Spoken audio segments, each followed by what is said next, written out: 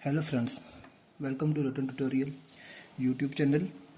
जैसे कि पिछली वीडियो में हमने factor affecting the nucleophilic substitution की डिस्कशन की थी।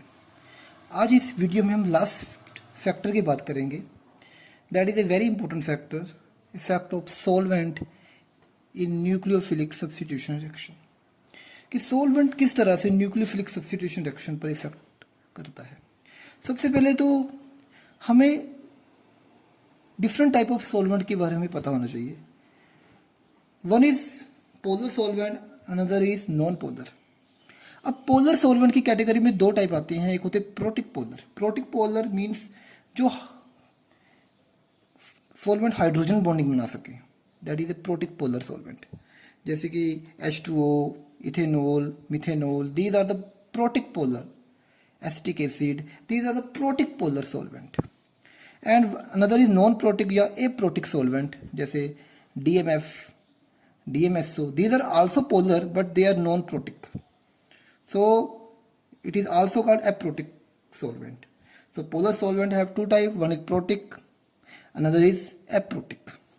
And non-polar solvent are simple hydrocarbons which are non-polar in nature. Now याद रखिए SN1 और SN2 नॉन पोलर सॉल्वेंट में नहीं होती। क्यों नहीं होती? क्योंकि नॉन पोलर सॉल्वेंट में अल्काइल हैलाइड डिसॉल्व नहीं होते, because they are dipole and hydrocarbons have weak dispersion force. So alkyl halide are not soluble in non polar solvent. So SN1 और SN2 को हम नॉन पोलर सॉल्वेंट में नहीं करते। दूसरी बात यह है कि non polar solvent transition state को स्टेबलाइज नहीं कर पाते, इसलिए हम SN1 और SN2 को नॉन पोलर सॉल्वेंट में नहीं करते। तो SN1 SN2 के लिए हम जनरली पोलर सॉल्वेंट यूज़ करते हैं। अब हम पोलर यूज़ करेंगे, कौन प्रोटिक यूज़ करेंगे या एप्रोटिक यूज़ करेंगे, वो डिपेंड करता है हमने क्या बनाना है, हमें किस तरह का पाथ फॉलो कराना है, हमें SN1 कराना है या SN2 कराना है, वो हम पे डिपेंड करता है। तो choice of solvent is very important role play in SN reaction। याद रखिए solvent SN reaction में बहुत ही ज़्यादा important रोल प्ले करता है। solvent reaction का मैकेनिज्म चेंज कर देता है, वो टाइप ऑफ रिएक्शन को ही चेंज कर देता है। नाउ सबसे पहले हम पढ़ेंगे इन केस ऑफ SN1 रिएक्शन। याद रखिए SN1 रिएक्शन में, जैसे कि आपको पता है SN1 रिएक्शन के केस में अगर आपको सॉल्वेंट मोर पोलर होगा मींस प्रोटिक होगा। याद रखिए protic solvent are more polar than aprotic, ये बात मत भूलेगा। जो प्रोटिक सॉल्वेंट होते हैं वो एप्रोटिक से ज़्यादा पोलर होते हैं।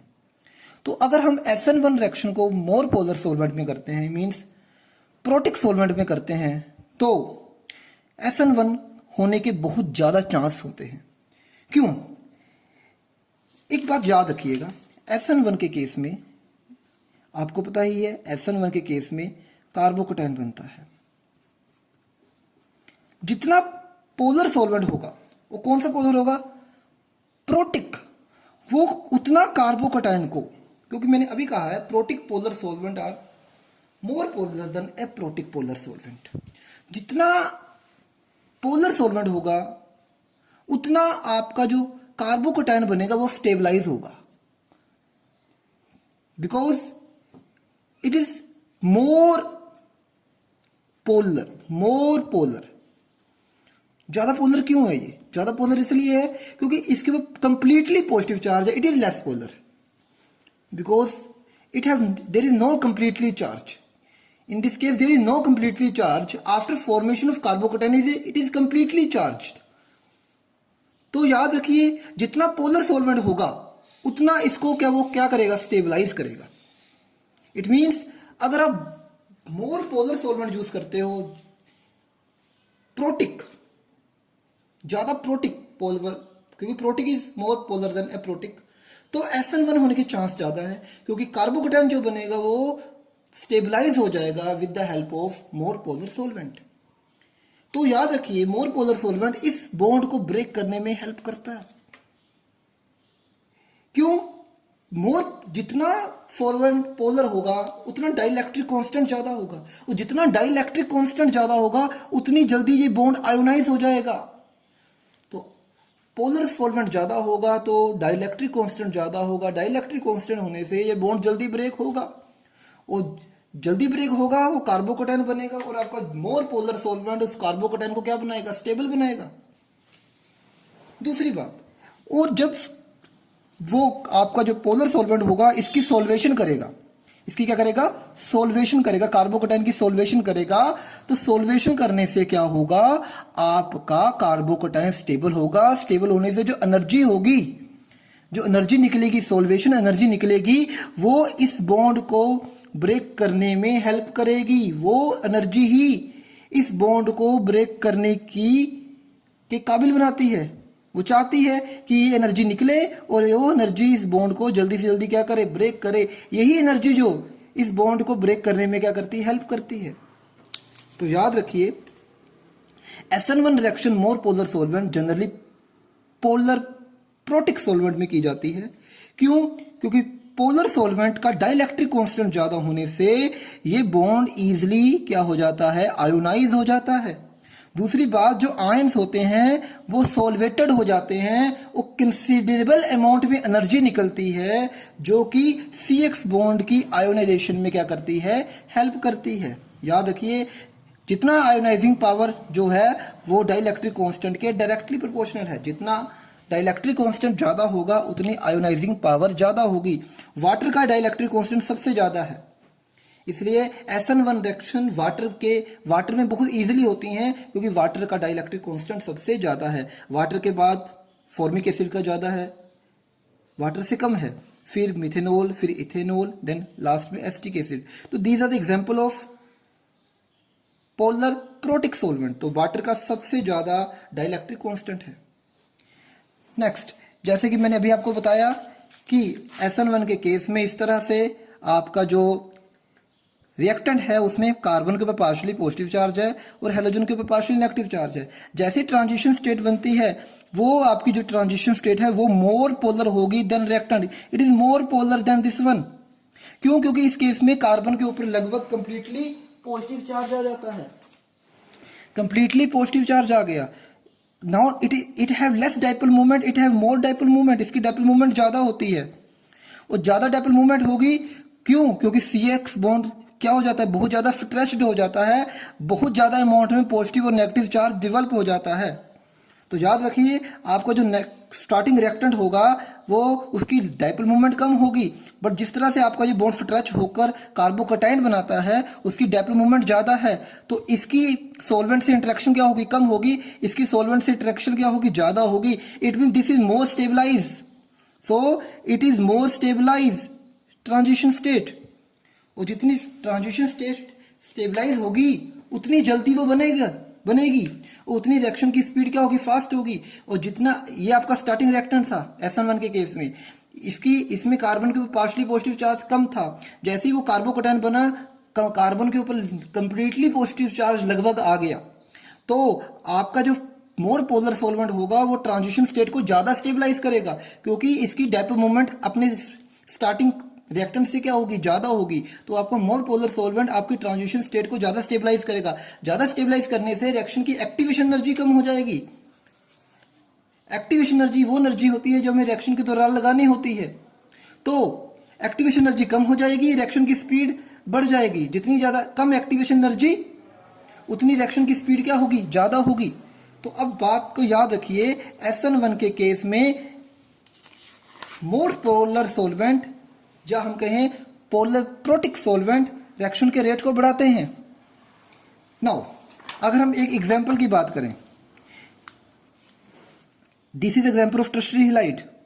अगर हम इसे 50% एक्वस एल्कोहल इथेनॉल में करते हैं तो रिएक्शन का रेट 30,000 टाइम फास्ट होगा as compare to pure ethanol. क्योंकि एक्वस है, वाटर है, क्या है ये? Polar protic. ये बहुत जल्दी इसको किस में कन्वर्ट कर देगा? बहुत जल्दी इसका कार्बोकेटाइन बना देगा। क्यों? क्योंकि वाटर इसे मोर क्या करेगा? स्टेबलाइज करेगा। वाटर स्टेबलाइज करेगा बाय सोल्वेशन, हाइड्रोजन बॉन्डिंग। तो सोल्वेशन जो हम कहेंगे बाय सोल्वेशन, इसने इसको स्टेबल कर दिया। इसलिए एक्वस इथेनॉल में SN1 का रेट क्या होगा, very fast as compare to pure ethanol. तो इथेनॉल का डाइलेक्ट्रिक कांस्टेंट वाटर के डाइलेक्ट्रिक कांस्टेंट से कम है। डाइलेक्ट्रिक कांस्टेंट अभी मैंने बताया था वाटर का ज्यादा होता है किससे, इथेनॉल से। इसका मीनिंग जिसका डाइलेक्ट्रिक कांस्टेंट ज्यादा होगा वो ज्यादा पोलर होगा, वो उतनी फास्ट क्या करेगा, SN1 रिएक्शन। तो याद रखिए SN1 रिएक्शन में अगर डाइलेक्ट्रिक कांस्टेंट सॉल्वेंट का ज्यादा है मींस मोर पोलर है, तो रिएक्शन का रेट फास्ट होगा। तो SN1 रिएक्शन पोलैरिटी पे बहुत डिपेंड करती है, जितना पोलर सॉल्वेंट उतना SN1 रिएक्शन का रेट फास्ट। और ज्यादा पोलर सॉल्वेंट कब होगा, अगर उसका क्या ज्यादा होगा, डाइलेक्ट्रिक कांस्टेंट। जितना डाइलेक्ट्रिक कांस्टेंट उतना सॉल्वेंट पोलर, जितना पोलर उतना सॉल्वेंट फोर्स ज्यादा होंगे, जितने सॉल्वेंट फोर्स ज्यादा होंगे उतना फास्ट CX बॉन्ड क्या होगा, ब्रेक होगा। जितना जल्दी CX बॉन्ड ब्रेक होगा उतना रिएक्शन ऑफ SN1 का रेट क्या होगा, फास्ट होगा।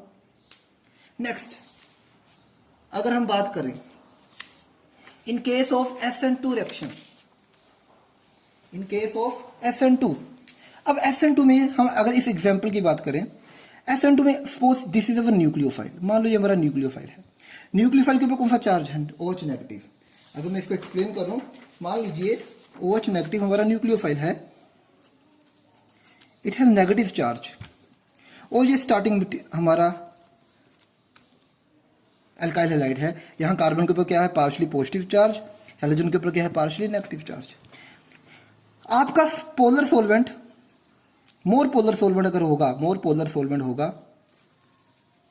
तो वो इसको बहुत ज्यादा स्टेबलाइज कर देगा, क्योंकि इसके साथ डाइपोल आयन डाइपोल इंटरेक्शन होगी। कौन सी इंटरेक्शन होगी, आयन डाइपोल। सॉल्वेंट आपका डाइपोल का काम करेगा, ये आयन है तो आयन डाइपोल इंटरेक्शन होगी। और इसके साथ कौन सी इंटरेक्शन होगी, डाइपोल डाइपोल इंटरेक्शन होगी। तो पर जब इसमें क्या बनती है, ट्रांजिशन स्टेट बनती है। इस तरह से आपका OH नेगेटिव इसके ऊपर अप्रोच करेगा, ये वाला बॉन्ड क्या होगा, ब्रेक होगा। तो इस तरह से आपकी ट्रांजिशन स्टेट बनेगी। जहां ट्रांजिशन स्टेट में नेगेटिव चार्ज डिस्पर्स हो गया, फैल गया, यहां नेगेटिव चार्ज OH पर ही कंसंट्रेट था। इस केस में नेगेटिव चार्ज कहां कंसंट्रेट था, OH के ऊपर ही कंसंट्रेट था। पर जैसी ट्रांजिशन स्टेट बनी SN2 के केस में, आपका नेगेटिव चार्ज ट्रांजिशन स्टेट में फैल गया। इट मीन्स नेगेटिव चार्ज कहां ज्यादा है, रिएक्टेंट में ज्यादा है। यहां नेगेटिव चार्ज क्या है, कम है। क्यों कम है, क्योंकि वो नेगेटिव चार्ज पूरी मॉलिक्यूल में फैल गया, डिस्पर्स हो गया। तो मोर पोलर सॉल्वेंट इसको लेस स्टेबलाइज, इसको मोर लेस क्या कर देगा, स्टेबलाइज। इसको मोर क्या करेगा, स्टेबलाइज। इसको ज्यादा स्टेबलाइज क्यों किया, क्योंकि यहां पर नेगेटिव चार्ज ज्यादा था। इसको लेस स्टेबलाइज क्यों किया, क्योंकि यहां नेगेटिव चार्ज कम था। इट मींस आपका रिएक्टेंट ज्यादा स्टेबल है in case of non more polar solvent, और आपका जो ट्रांजिशन स्टेट है वो लेस स्टेबल है as compare to their reactant. तो याद रखिए SN2 के केस में अगर आपका जो स्टार्टिंग रिएक्टेंट है उसका न्यूक्लियोफाइल नेगेटिव चार्ज का है, तो आपके सॉल्वेंट मोर पोलर सॉल्वेंट की न्यूक्लियोफाइल के साथ आयन डाइपोल इंटरेक्शन होगी, और ट्रांजिशन स्टेट में जो नेगेटिव चार्ज है वो डिस्पर्स हो जाएगा। तो आपका सॉल्वेंट ट्रांजिशन स्टेट को इतना स्टेबलाइज नहीं करेगा जितना किसको स्टेबलाइज करेगा, रिएक्टेंट को स्टेबलाइज करेगा। इट मींस अगर आपका रिएक्टेंट ही स्टेबलाइज हो गया तो रिएक्शन फॉरवर्ड नहीं हो पाएगी, और रेट ऑफ रिएक्शन क्या हो जाएगा, डिक्रीज हो जाएगा। तो याद रखिए मोर पोलर सॉल्वेंट मतलब प्रोटिक सॉल्वेंट SN2 को ज्यादा फेवर नहीं करते। क्यों, अगर आपका न्यूक्लियोफाइल क्या हो, नेगेटिव चार्ज का हो, अगर आपका न्यूक्लियोफाइल नेगेटिव चार्ज हो तो पोलर प्रोटिक सॉल्वेंट SN2 को फेवर नहीं करेंगे।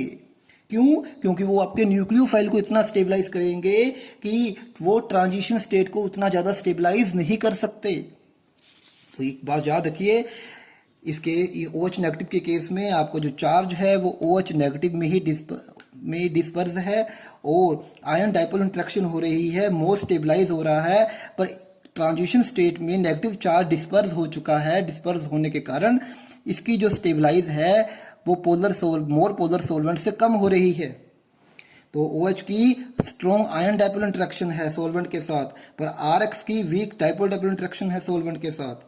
इट मीन्स आपका सोलवेंट जो है न्यूक्लियोफाइल को ज़्यादा स्टेबलाइज कर रहा है देन ट्रांजिशन स्टेट। अगर आपको न्यूक्लियोफाइल ज़्यादा स्टेबल है ट्रांजिशन स्टेट से, तो वो ट्रांजिशन स्टेट बनाएगा ही नहीं। इसलिए आपके रिएक्शन की क्या बढ़ जाएगी, एक्टिवेशन एनर्जी, और रिएक्शन की स्पीड क्या हो जाएगी, स्लो हो जाएगी।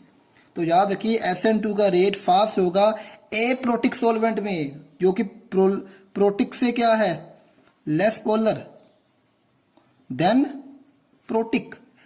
प्रोटिक से लेस पोलर होने के कारण ये किसको ज्यादा स्टेबलाइज करेंगे, ये नेगेटिव को ये आपकी ट्रांजिशन स्टेट को ज्यादा स्टेबलाइज करेंगे एज कंपेयर टू आपके न्यूक्लियोफाइल को। तो SN2 में अगर आपका न्यूक्लियोफाइल नेगेटिव नेचर का हो, तो नेगेटिव नेचर में न्यूक्लियोफाइल अगर होगा, तो याद रखिए आपका जो रेट है वो SN2 का स्लो हो जाएगा।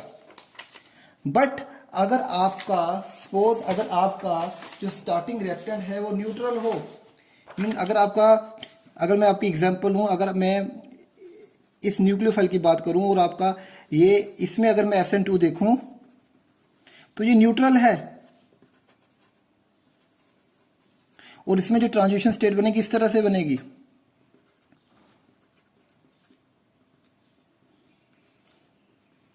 इसमें इस तरह से नेगेटिव चार्ज डिस्पर्स होगा, तो इट इज मोर पोलर।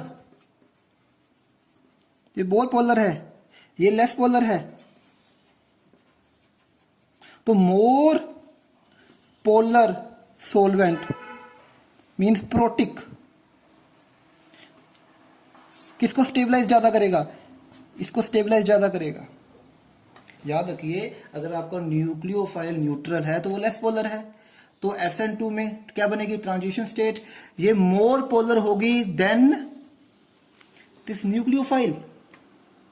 अगर ये मोर पोलर होगी तो आपका मोर पोलर सोलवेंट किसको स्टेबलाइज करेगा, ट्रांजिशन स्टेट, और आपका न्यूक्लियोफाइल क्या होगा, लेस स्टेबल। तो रिएक्शन किसको फेवर करेगी, फॉरवर्ड। आपकी रिएक्शन की स्पीड अप हो जाएगी, आपकी रिएक्शन की क्या हो जाएगी, स्पीड अप। तो to learn if nucleophile is negative then polar aprotic is use, because if we use protic then your nucleophile becomes stabilized. If nucleophile is neutral then polar protic is used. अगर nucleophile neutral है, जैसे ये neutral है आपका, इस case में this is neutral, तो ये लेस पोलर है, और इसके द्वारा बनने वाली ट्रांजिशन स्टेट मोर पोलर है, तो आपका मोर पोलर मतलब प्रोटिक इसको स्टेबल करेगा, इसको स्टेबल नहीं करेगा, तो रिएक्शन कहां की ओर होगी, आगे की ओर होगी। तो इस केस को आपने दिमाग में रखना है कि SN2 में पोलर यूज करेंगे, बट कौन सा पोलर कब यूज करना है, प्रोटिक यूज करना है या एप्रोटिक, वो आपके रिएक्टेंट पे डिपेंड करता है, वो न्यूक्लियोफाइल पे डिपेंड करता है। अगर न्यूक्लियोफाइल नेगेटिव है तो आप यूज करोगे पोलर एप्रोटिक, अगर न्यूक्लियोफाइल न्यूट्रल है तो आप यूज करोगे पोलर प्रोटिक। तो जैसे कि मैं भी आपको बताया कि SN2 में अगर आपको न्यूक्लियोफाइल नेगेटिव है तो हम कौन सा यूज करेंगे, पोलर एप्रोटिक, क्योंकि पोलर प्रोटिक इसको ज्यादा स्टेबलाइज करेगा इसको एज कंपेयर टू दिस। तो रिएक्शन अगर यही ज्यादा स्टेबल हो गया तो रिएक्शन आगे नहीं हो पाएगी, बट अगर आपका न्यूट्रल हो तो ये लेस स्टेबल होगा मोर पोलर से, ये ज्यादा स्टेबल होगा, तो रिएक्शन कहां होगी, आगे की ओर होगी। नेक्स्ट,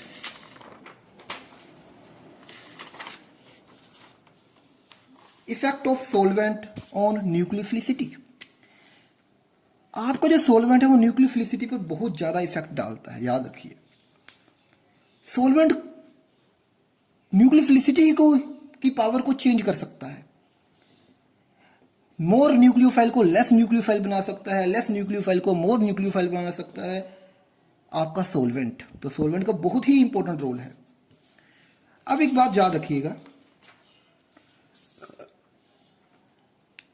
अगर आपका न्यूक्लियोफाइल स्मॉल साइज का हो, अगर न्यूक्लियोफाइल स्मॉल साइज का हो, स्मॉल साइज का होगा, मोर क्या हो जाएगा, सोलवेटेड। इफ मोर पोलर क्या होगा, सोलवेंट, जहां हम कहें प्रोटिक हो। अगर आपका सोलवेंट मोर पोलर होगा और आपका न्यूक्लियोफाइल स्मॉल साइज का होगा तो वो बहुत ज्यादा सोलवेटेड हो जाएगा। अगर लार्ज साइज का न्यूक्लियोफाइल होगा तो लेस सोलवेटेड होगा।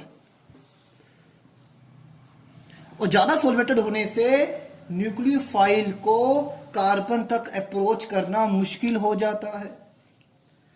तो उस केस में न्यूक्लियोफिलिसिटी कम हो जाती है, क्योंकि न्यूक्लियोफिलिसिटी का मतलब क्या है, किसी न्यूक्लियोफाइल का कार्बन पॉजिटिव के ऊपर कितनी जल्दी अटैक करना, उसे न्यूक्लियोफिलिसिटी कहते हैं। अगर आपका न्यूक्लियोफाइल ज्यादा सोलवेटेड हो गया, ज्यादा सोलवेटेड होने से, अगर ज्यादा सोलवेटेड हो गया तो ज्यादा सोलवेटेड होने से उसकी न्यूक्लियोफिलिसिटी कम हो जाती है। क्यों? क्योंकि उसमें हिंड्रेंस क्रिएट हो जाती है, सोल्वेशन से हिंड्रेंस क्रिएट हो जाती है, तो जिसके कारण न्यूक्लियोफाइल कार्बन तक अप्रोच नहीं कर पाता। तो याद रखिए, small nucleophile high charge density strongly solvated in protic solvent, in this case solvage hinder the direct approach of nucleophile to carbon center। तो याद रखिए, स्मॉल न्यूक्लियोफाइल अगर हम प्रोटिक सॉल्वेंट पे यूज करेंगे तो आपका जो न्यूक्लियोफाइल है वो सोलवेटेड होने से हिंडर्ड हो जाएगा। हिंडर्ड होने से वो कार्बन तक अप्रोच नहीं कर पाता, तो उसकी न्यूक्लियोफिलिसिटी कम हो जाती है। फॉर एग्जाम्पल अगर हम बात करें तो fluorine is stronger weaker nucleophile और आयोडाइड इज स्ट्रोंगर न्यूक्लियोफाइल। क्यों? फ्लोरीन का साइज छोटा है, छोटा साइज होने के कारण, इसके स्मॉल साइज होने के कारण ये क्या है, मोर सोलवेटेड होने से इसकी न्यूक्लियोफिलिसिटी पावर क्या होगी, कम हो गई। और आयोडीन का साइज क्या है, बड़ा, साइज बड़ा होने से ये लेस सोलवेटेड हुआ, लेस सोलवेटेड होने से इसकी न्यूक्लियोफिलिसिटी पावर फ्लोराइड से क्या है, ज्यादा। तो याद रखिए, with increase the polarity means if you use more protic solvent, polar solvent, then if your small nucleophile that get highly solvated and get hindered to approach carbon positive center। तो एक ये रिलेटिव न्यूक्लियोफिलिसिटी का order है इन protic solvent, आपने याद रखना है। ये मोर